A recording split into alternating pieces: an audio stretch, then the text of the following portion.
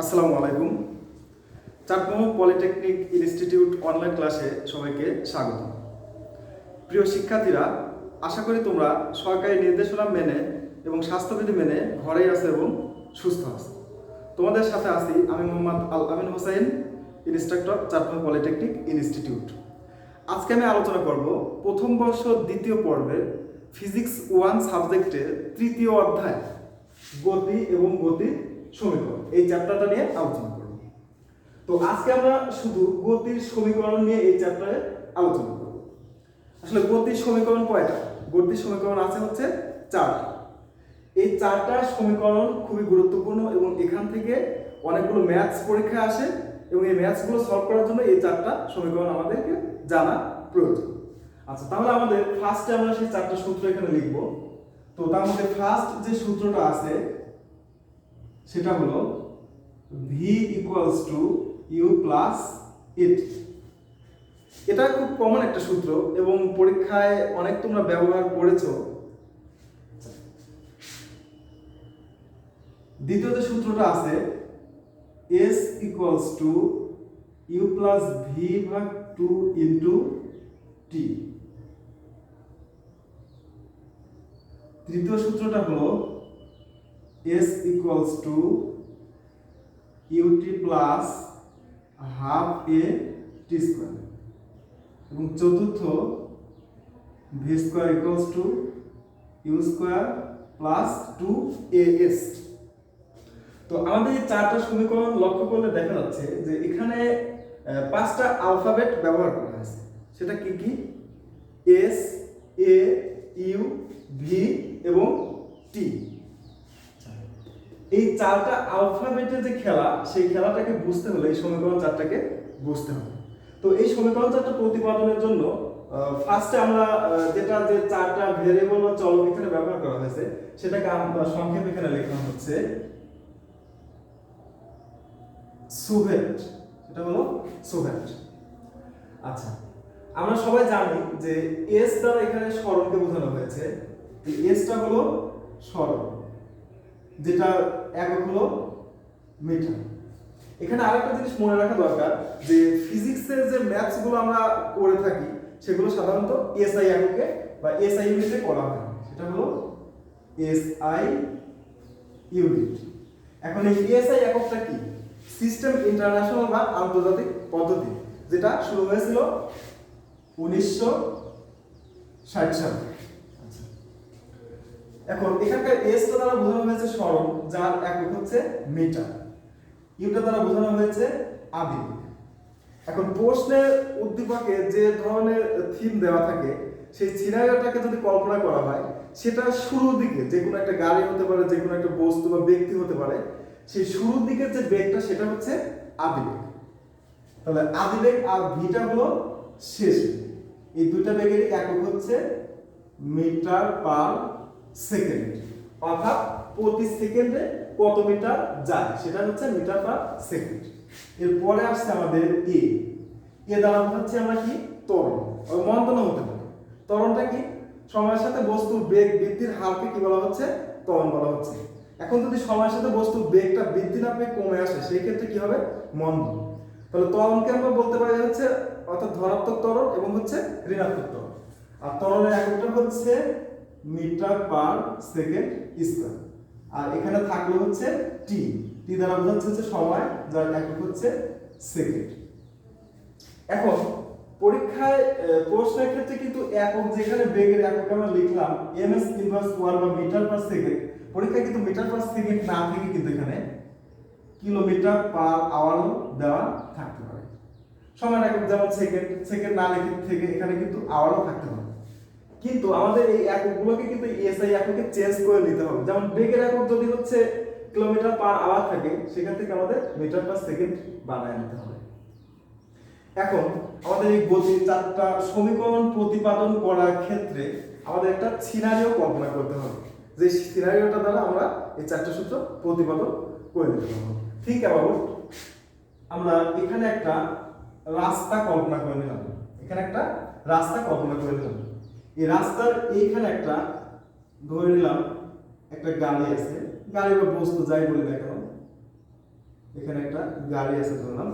আচ্ছা, এই গাড়িটা রাস্তা দিয়ে চলতেছে, চলতে চলতে এই পর্যন্ত আসলো। তো এই গাড়িটা যখন স্টার্ট করা হচ্ছিল, স্টার্ট করার মুহূর্তে যে বেগটা, সেই বেগটাকে আমরা কি দ্বারা প্রকাশ করব বা কি বলবো, আদিবেগ। যেটাকে কি দ্বারা প্রকাশ করব আমরা, ইউ দ্বারা। আদিবেগকে কি দ্বারা প্রকাশ করব, ইউ দ্বারা। এখন এই বস্তুটা রাস্তার এখান থেকে শুরু করে এইখানে আসতে যে সময় লাগছে, সেটাকে আমরা টি দ্বারা প্রকাশ করলাম। অর্থাৎ গাড়িটা স্থির মানে স্টার্ট হয়ে এখান থেকে এই পর্যন্ত আসতে টি সময় লাগছে। টি এর মান 5 সেকেন্ড, 10 সেকেন্ড, হোয়াটএভার, যে কোনো কিছু হতে পারে। আর এখানে আসার পরে এখানে যে বেগটা হলো সেটা হচ্ছে শেষ বেগ। আর এই আদিবেগ এই টি সময় পর এখানে পৌঁছাইছে, এর মাঝখানে যে দূরত্ব বা সরণ, সেটাকে আমরা কি দ্বারা প্রকাশ করলাম, এস দ্বারা প্রকাশ করলাম। অর্থাৎ এখন এই গতির ফার্স্ট আমরা এই সিনারিওর সাহায্যে 1 নম্বর সমীকরণটা প্রতিপাদন করব। তো আমরা এখানে লিখলাম v equals to u plus at, এটা প্রতিপাদন।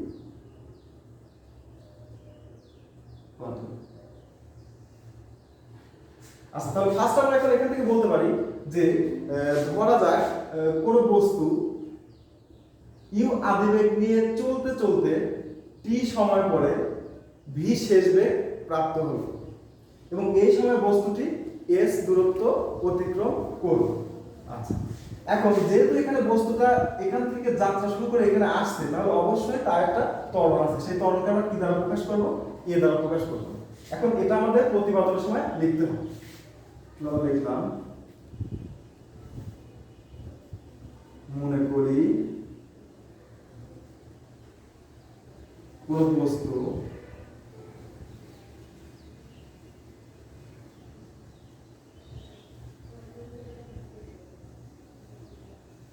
ইউ আদিবেগে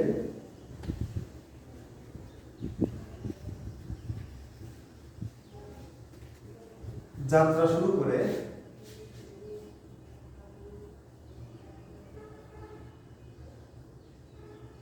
টি সময়ে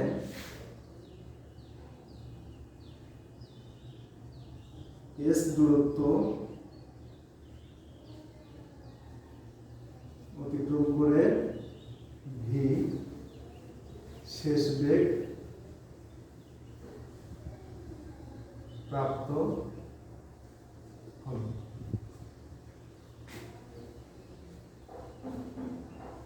যেখানে আরেকটা জিনিস লেখা দরকার, টি সময়ে এ সুষম ত্বরণে চলে এস দূরত্ব অতিক্রম করে ভি শেষ বেগ প্রাপ্ত হলো। অর্থাৎ মনে করি কোন বস্তু ইউ আদিবেগে যাত্রা শুরু করে টি সময়ে এ সুষম ত্বরণে চলে এস দূরত্ব অতিক্রম করে ভি শেষ বেগ প্রাপ্ত হলো। এখন এই সমীকরণটা লক্ষ্য করলে দেখা যাচ্ছে যে এখানে বেগ, এখন আমি যদি বস্তুটা স্থির অবস্থান থেকে শুরু করি, স্থির অবস্থান হলে পরে আদিবেগটা কত হবে, 0। সেই ক্ষেত্রে এখানে আমি বেগটা 0 ধরে নিলাম। ধরে তার মানে এখানে বেগটা ভি, অর্থাৎ হলো বেগটা এ হচ্ছে ত্বরণ এবং টি হচ্ছে সময়। অর্থাৎ এখানকার বেগটা হচ্ছে ত্বরণ এবং সময়ের সাথে সম্পর্কিত, সেই বিষয়টা নিয়ে কাজ করতে হবে। তো এখন আমরা ত্বরণের সংজ্ঞা অনুসারে পাই,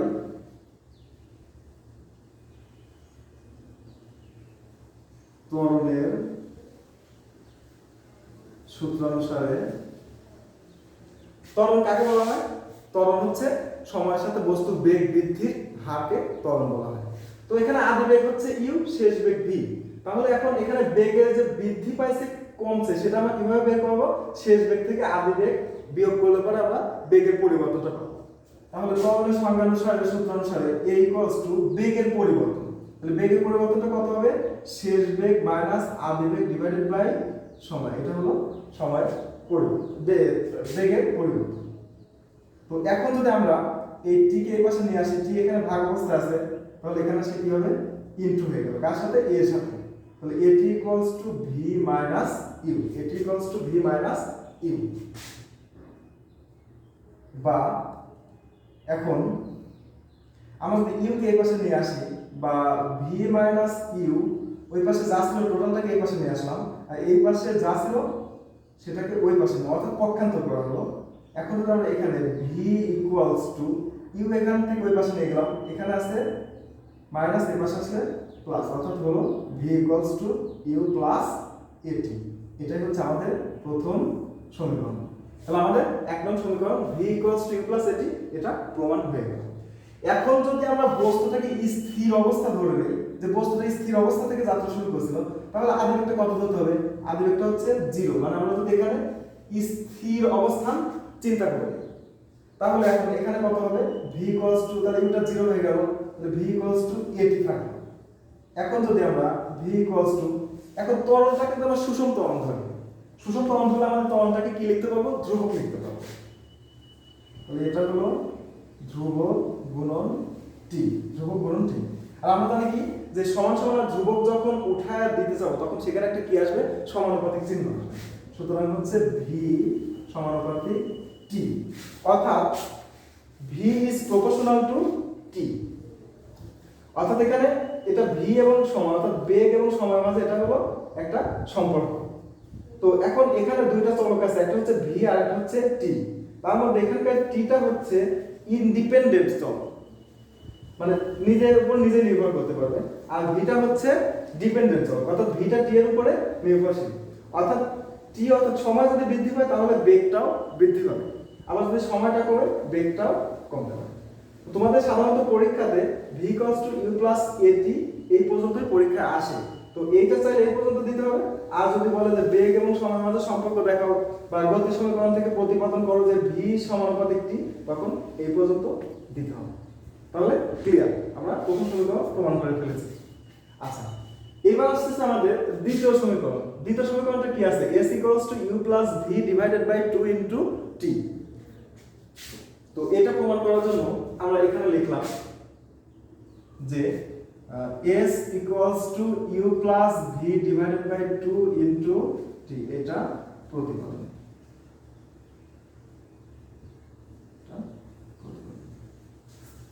তো আমাদের গতির এই সিনারিওটা তো প্রত্যেকটা সূত্রের ক্ষেত্রে লাগবে, কিন্তু আমাদের প্রথমে যে সমীকরণটা আমরা প্রতিপাদন করব সেই সমীকরণ থেকে কিন্তু আমাদেরকে বুঝতে হবে যে এখানকার কোন কোন চলক নিয়ে আমাদের কাজ করতে হবে। তো এখানে কিন্তু আমাদের এ নাই, এখানে কি নাই? এ নাই, অর্থাৎ ত্বরণটা কিন্তু নাই। আর এখানে আরেকটা জিনিস দেখা যাচ্ছে যে আদিবেগ এবং শেষ বেগকে যোগ করে 2 দ্বারা ভাগ করা হয়েছে, অর্থাৎ আদিবেগ প্লাস শেষ বেগ ডিভাইডেড বাই 2, অর্থাৎ এটা দ্বারা একটা কি বোঝানো হয়েছে? গড় বেগ বোঝানো হয়েছে। অর্থাৎ আদিবেগ এবং শেষ বেগের গাণিতিক গড় হচ্ছে এইটা। আচ্ছা, তো ফার্স্টে এটাও কিন্তু এভাবে লিখতে হবে যে মনে করি কোনো বস্তু ইউ আদিবেগে যাত্রা শুরু করে টি সময় চলে এস দূরত্ব অতিক্রম করে ভি শেষ বেগ প্রাপ্ত হয়। শুধু এখান থেকে যে এ সুষম ত্বরণে চলে এটা লেখা দরকারি, তার কারণ আমাদের এই সমীকরণে এ চলকটা নাই, অর্থাৎ ত্বরণটা নাই, তাই আমরা এইটুকু লিখবো না। এইভাবে লেখার পরে যেটা আমরা লিখবো যে গড় বেগ, আমি বাংলাটা লিখলাম না, তবে গড় বেগ ভি, বেগকে সাধারণত ভি দ্বারা প্রকাশ করে, কিন্তু গড় বেগ যখন তার উপরে কি আসবে? বার আসবে। তো ভি বার ইকুয়ালস টু আদিবেগ প্লাস শেষ বেগ ডিভাইডেড বাই 2 ইনটু টি। আচ্ছা, এছাড়া কিন্তু আমরা গড় বেগকে আরেকভাবে প্রকাশ করতে পারি, গড় বেগ ইকুয়ালস টু দূরত্ব বাই সময়, গড় বেগ ইকুয়ালস টু দূরত্ব বাই সময়। তো এখান থেকে কি দেখা যাচ্ছে? এটাও ভি বার, এটাও ভি বার, তাহলে কিন্তু এই ডান পক্ষে এই দুইটা রাশি কি হবে? সমান হবে। তাহলে এখন আমরা সুতরাং লিখতে পারি যে s divided by t equals to u plus v divided by 2 into t।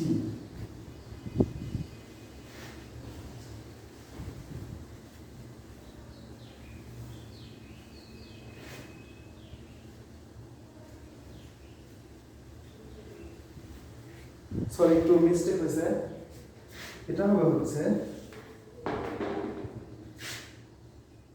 s equal to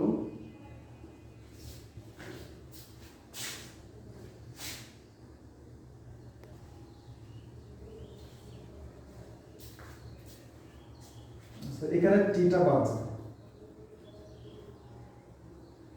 এটা ঠিকই ছিল v equals to s by t। তাহলে তাহলে এটা বাদ যাচ্ছে। তো এখন টি এই পাশে কি ভাগ অবস্থায় আছে, তাহলে এই পাশে আসলে ইনটু হবে, তাহলে s equals to u plus v divided by 2 into t. তাহলে আমাদের দ্বিতীয় সমীকরণ প্রতিপাদন হয়ে গেল। এবার আসবো হচ্ছে আমরা তৃতীয় সমীকরণ। তাহলে এটা একটু মুছে দিলাম।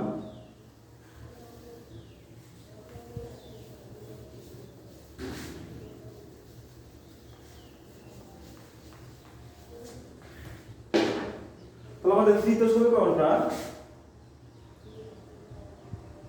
s equals to ut plus half a t square, এটা প্রতিপাদন।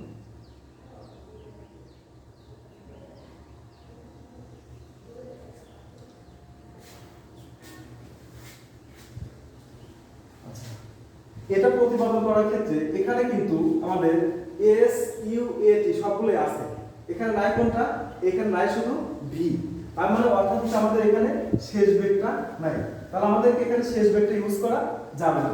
তাহলে এই সিনারিও থেকে আগের মতো লিখতে হবে যে মনে করি কোনো বস্তু u আদি বেগ নিয়ে যাত্রা শুরু করে t সময়ে a সুষম ত্বরণে চলে s দূরত্ব অতিক্রম করে, শুধু যে v শেষ বেগ প্রাপ্ত হয় এটা লেখা যাবে না।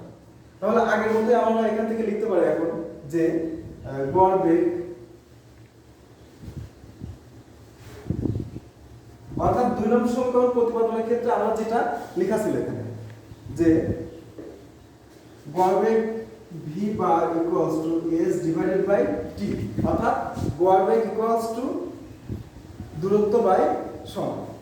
আচ্ছা, আর আরেকটা সমীকরণ ছিল সেটা হলো আমাদের 2 নম্বর সমীকরণ, যেটা 2 নম্বর সমীকরণ এখানে কি ছিল, s equals to u plus v divided by 2 into t। আচ্ছা, এখন এই যে এখানে যে s এর যে মানটা আছে, অর্থাৎ s ইকুয়ালস টু, এখন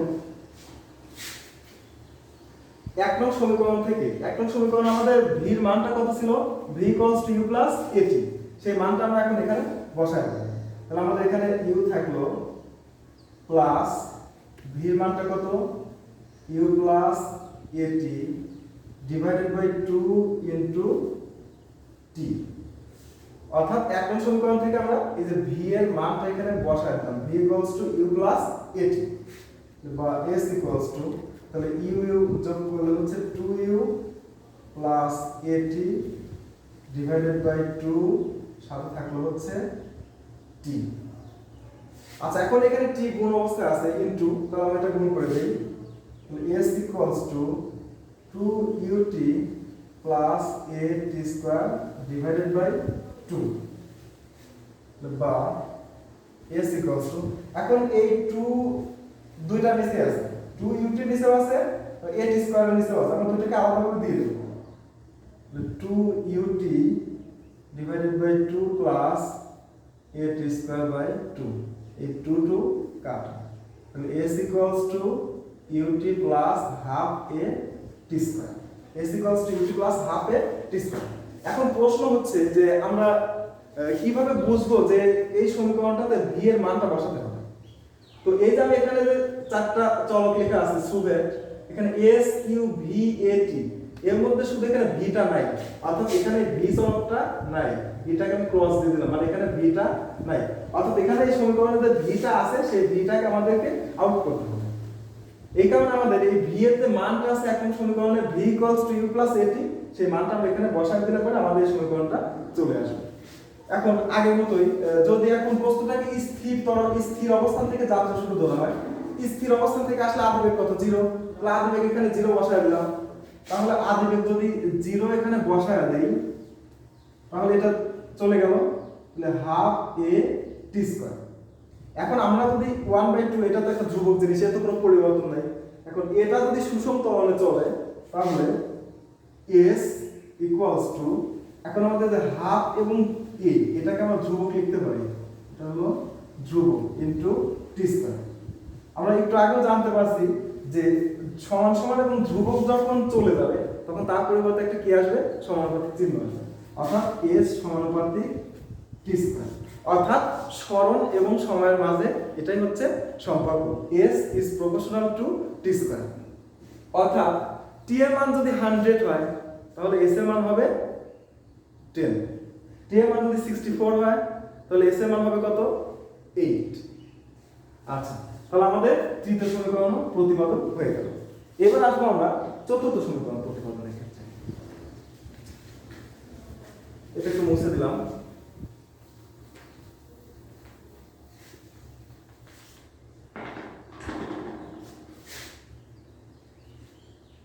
v square equals to u square plus 2as। এখন এই সমীকরণটা যদি আমরা লক্ষ্য করি তাহলে দেখা যাচ্ছে এখানে যে চারটি চলক আছে, এই চারটি চলকের মধ্যে কোনটা এখানে নেই? চারটি চলকের মধ্যে t এখানে নাই, অর্থাৎ এখান থেকে যে সমীকরণ প্রতিপাদন করব সেই সময় t কে আমাদের রাখা যাবে না। তাহলে আগের মতো লিখতে হবে যে মনে করি কোনো বস্তু u আদিবেগ নিয়ে চলতে চলতে a সুষম ত্বরণে চলে s দূরত্ব অতিক্রম করে v শেষ বেগ প্রাপ্ত হলো। তাহলে আমরা আগের মতোই সমীকরণ হচ্ছে 2 হতে পারে যে s equals to u plus v divided by 2 into t। তো আমাদের এখানে কিন্তু আমরা s পাইছি, u পাইছি, v পাইছি, k ও পাইছি, অর্থাৎ আমাদের এখানে নাই কোনটা? এই t টাকে রাখা যাবে না। তাহলে এই t টাকে যদি আমরা রাখতে না চাই তাহলে এখন আমাদের এইখানে যে সমীকরণ 1 ছিল, এক নম্বর সমীকরণে কি ছিল? v equals to u plus at। তো আমরা এখন এখানে লিখতে পারি যে at equals to v minus u। এখানে একটা জিনিস খেয়াল করা দরকার যে অনেক স্টুডেন্ট আছে যারা এখানে at equals to u minus v লিখে, কিন্তু যেটা একদম ভুল। এটা বুঝতে হবে যে এই রাশিটা যখন আমি একবারে করা হয়েছে তখন এই পাশে ডান পাশে যা ছিল পুরা চলকগুলোকে বাম পাশে নিয়ে আসা হয়েছে, আর বাম পাশেটা ডান পাশে, তারপরে আমরা একটাকে নিয়ে গেছি, অর্থাৎ এটা মাঝখানে একটা শর্ট করা হয়েছে যে u plus at equals to v, u plus at equals to v। তাহলে at কে বামে রাখলাম, u কে পাশে নিয়ে গেলাম, তো এক লাইন এখানে শর্ট করা হয়েছে, এটা খেয়াল রাখবেন। তাহলে আমাদের এই t কে যেহেতু এখান থেকে নট করতে হবে তাহলে আমরা t এর মানটাই বের করব। তাহলে এখানে আমি কি লিখতে পারি? t equals to v minus u divided by a। তাহলে আমরা কিন্তু একটা t এর মান পেয়ে গেছি। তাহলে t এর মানটা আমরা কোথায় বসাবো? এই সমীকরণে বসাই দেব। তাহলে বা s equals to u plus v divided by 2 into t এর মানটা কত? v minus u divided by a, v minus u divided by a। তো বা s ইকুয়ালস টু এটার উপরে আছে u প্লাস v, এটার উপরে আছে, এটা একটু সাজায় লিখলাম, u প্লাস v না লিখে v প্লাস u লিখলাম, প্লাস চিহ্ন থাকলে এটাতে কোনো সমস্যা নেই এখানে। আচ্ছা, তাহলে এখন এটা উপরে গুণ করলে হচ্ছে a plus b into a minus b, অর্থাৎ a square minus b square, অর্থাৎ v square minus u square divided by হচ্ছে 2a। এখন এই 2a টা এখানে কি ভাগ অবস্থা, তাহলে এই পাশে আসলে কি হবে? গুণন হবে, অর্থাৎ s এবং 2a গুণ দিলে হচ্ছে 2as equals to v square minus u square. u square কে আমরা এই পাশে নিয়ে আসবো, তাহলে 2as equals to 2as u square এখানে মাইনাস ছিল, এখানে আসে কি হলো? Plus, equals to v square. এখন আমরা v স্কয়ারটাকে এই পাশে দেখাই, তাহলে v square equals to u square plus 2as। এটাই হচ্ছে আমাদের চতুর্থ সমীকরণ। তাহলে আমাদের চতুর্থ সমীকরণ প্রমাণ হয়ে গেল। এখন v square equals to u square plus 2as same আগের মতো যদি আমরা বস্তুটাকে স্থির অবস্থান থেকে যাত্রা শুরু করার ক্ষেত্রে ধরি তাহলে আদিবেগটা 0 হয়ে গেল, তাহলে আদিবেগটা তুলে দিলাম, তাহলে 2 এবং s, তাহলে এখানে বাঁচলো v square equal to 2as। এখন যদি ত্বরণটা সুষম ত্বরণ হয় তাহলে এই 2 এবং a কে আমরা কি ধরতে পারি? ধ্রুবক লিখতে পারি। তাহলে ধ্রুবক গুণন s। আমরা জানি কি যে সমান সমান এবং ধ্রুবক যখন উঠে যাবে তার পরিবর্তে আমরা কি লিখতে পারবো? একটা সমানুপাতিক চিহ্ন দিতে পারি। তাহলে এটার পরিবর্তে আমরা দিলাম হচ্ছে সমানুপাতিক s, সুতরাং v is proportional to root s। এটাই হচ্ছে বেগ এবং সরণের মাঝে সম্পর্ক।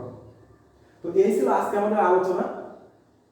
এর মধ্যে যদি তোমাদের কারো কোনো কিছু বুঝতে সমস্যা হয় তাহলে আমাদের ভিডিও নিচে কমেন্টে লিখো, আমরা পরবর্তীতে সেগুলো দেওয়ার চেষ্টা করব। আজকে এই পর্যন্তই, আবার দেখা হবে অন্য একটা টিউটোরিয়ালে। সে পর্যন্ত সবাই ভালো থাকো, আল্লাহ হাফেজ।